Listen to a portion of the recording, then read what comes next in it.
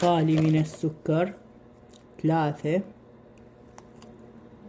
تشيري كرز وليمون، فراولة وليمون، ليمون. نكهات مختلفة ينفع لأصل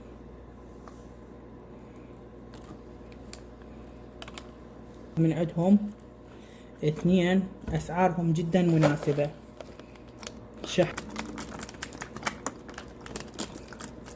اللي هو